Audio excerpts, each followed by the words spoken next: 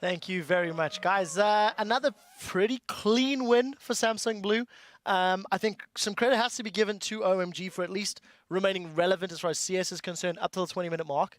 But then I think just a whole bunch of brain farts. I can't understand some of the decision making. Before we get to that, let's talk about the lane swap. Monty, I know you quite liked the lane swap early on and some of Blue's plays around the map. Yeah, I know. I was like flipping out here for that first teleport play that we saw on the desk. I was so excited to see that because I've never seen it before. And when I talk about Acorn, I like to describe him as a player, a top laner that's like death by 1,000 cuts. He's not the guy who's going to get the big haymaker play, but he is the guy who's going to outsmart you in very, very small ways and then get a massive advantage over a long period of time.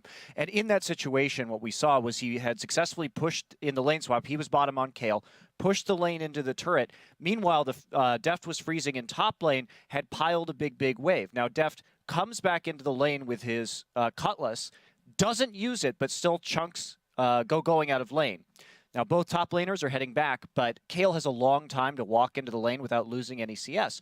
Going starts to teleport top. However, Twitch had just hit 6, and then also still had the Cutlass active up, and then Acorn decides to teleport as well. They both cancel because otherwise Going would have just died to a dive, and he lost the entire minion wave, and then Acorn could just safely walk back in and get all of that experience, and their teleports were still synced up. I've never seen anybody do that before. It just goes to show how well these guys play across the map as a team. It was pretty incredible. Yeah, all I can really say is absolutely great play by him. Acorn did do really well. Basically, sorry, I had like a random point stuck in my head. 30 points offense masteries, by the way, just for what that one's worth. I just started like looking at his builds, and I got like distracted. You started talking about Acorn some more. I was like, hey, it's on my screen still.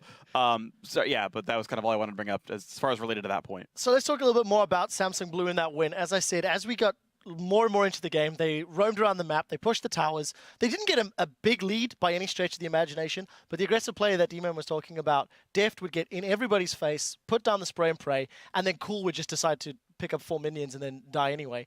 I can't understand some of the decisions that OMG were making, especially after the 20-minute mark. Yeah, and it's not like OMG was outcomped in any way either, because when I think of Twitch, I think of the most annoying champions to play Twitch against. That is Yasuo, who is incredibly good at taking down non-mobility carries. Wind Wall is also probably the biggest counter in the game to spray and pray, so all you have to do is wait for him to initiate, put down your Wind Wall, spray and pray is useless, or rat-a-tat-tat. Also, Tristana, really hard champion to pick, right? Normally 80 carries, Twitch is looking to kill the enemy 80 carry, but Tristana is incredibly safe. So Deft was down 50 CS in the mid game, but he still was able to make plays and make that team comp work, which props to him and props to Samsung Blue. They played their team comp really well. I mean, we're knocking OMG a lot, which I think is warranted, but the one thing they did do well this time, which is different from the last time they played Yasuo, is they did split push for about, like, 90 seconds. They sent Lee Sin in the jungle on the bot side and had Yasuo split to tier 2, and then they go, wait, why are we doing this? Let's go fight or something. They recalled and they went to fight. So they had glimpses of the value of split pushing, but I don't think they really grasped that that's what they needed to do with that Yasuo. It's definitely something that the shoutcasters are talking about consistently. So Samsung Blue, again, showing their prowess on the map. Tomorrow they play 2 games, one against LMQ, one against Fnatic. I asked both of you guys before the game, what do you do if you are Fnatic? What do you do if you are LMQ watching that game? What would your advice be to those players, considering it is LCS squads going up against the #1 seed from Korea? Well, just looking at that comp, that was a very Twitch-centric comp. You know, they had Ori, Kayle, and Janna to kind of beef up the Twitch. If they're so confident to run that comp, even into champions like Yasuo and Tristana, like I said, those are probably the biggest counters to Twitch, then Fnatic just has to play, I think, the same style that OMG did, the same team comps, but better. Just execute it better. We'll have to see if they can do that. Let's take a quick look at the standings before we head into that final game of the day.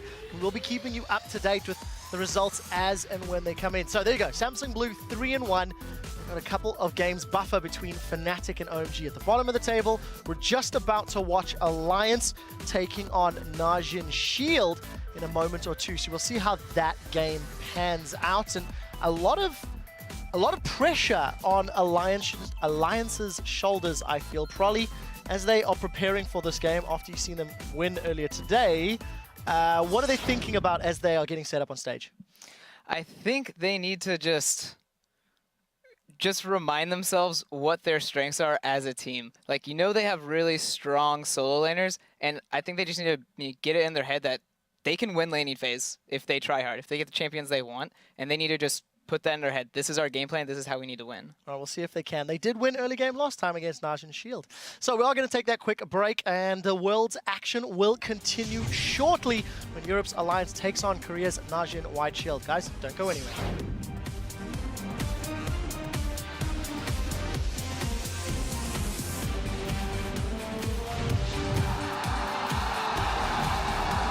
Going for it, Dada having to flash out of that one. He may get locked in. Spirit jumps on him. There's one kill go down, and this is a risky play. Oh, He comes second time around. He tries to get on towards Cole. Lot of damage coming through. They have so much push potential. Loveling going incredibly deep. Picks out Death for the ultimate of Cole, but he just does next to no damage.